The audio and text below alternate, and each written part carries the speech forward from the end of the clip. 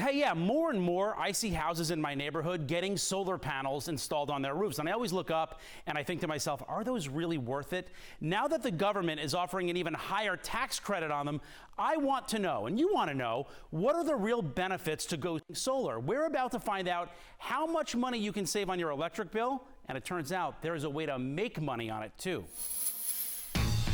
This is timely. With record-breaking heat and power grids strained to the max, this is where solar shines.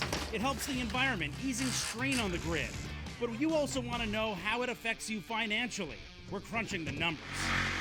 All right, we're at a house right now where they're actually in the middle of an install for solar, and we're going to walk you through this as it happens. How much does it cost to put all this stuff up, and how much money can you save? This is Jensen Chapman from SunPower. How you doing? Am I off the power grid entirely when I put solar up? Well, not necessarily. All solar electric systems are tied into the electrical grid. So think of it this way. When you have solar on the roof, that becomes your first source of electricity for the home. Now, during cloudy days or stormy weather, that's when you can rely on the grid, or say at night. So you're still on the power grid if you need the power, if it's cloudy or something, but that's a last resort, right? Correct. I'm not going to be charged for power during the day if there's enough sun and it's coming in. That's correct.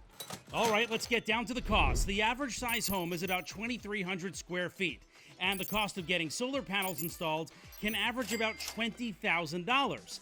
But you can cut that down with federal, state, and local tax credits. In this case, just the federal incentive alone of 30% off will get you $6,000 off, bringing that $20,000 average down to $14,000.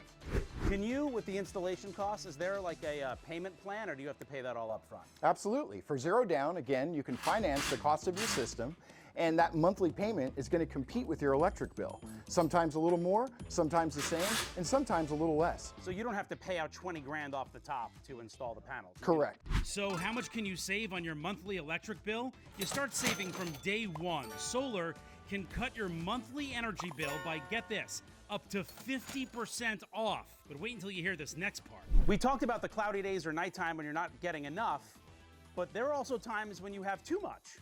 So what happens with that surplus? When you have solar on the roof and you're producing more energy than what the home is using, that energy can either go back to the grid to get credits for it, or you can... Wait, hold on. I mean, you'll get like a credit on your bill for the next time you need to pay the electric company. That's correct. So you're basically selling it back to them. That's correct. Or you could store that extra solar power in your own solar battery that can be used on demand, say at night or during grid outages. That's right, no need to go out and buy a clunky generator for power outages. Your solar storage is your generator.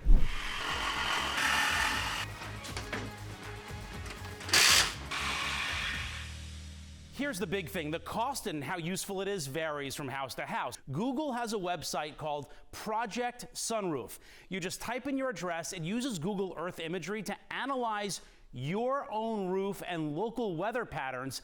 It will even calculate your average electric bill and how much money you in particular can save if you go solar. I'm going to put a link to that website on my website at RossenReports.com. It's a great tool. Back to you.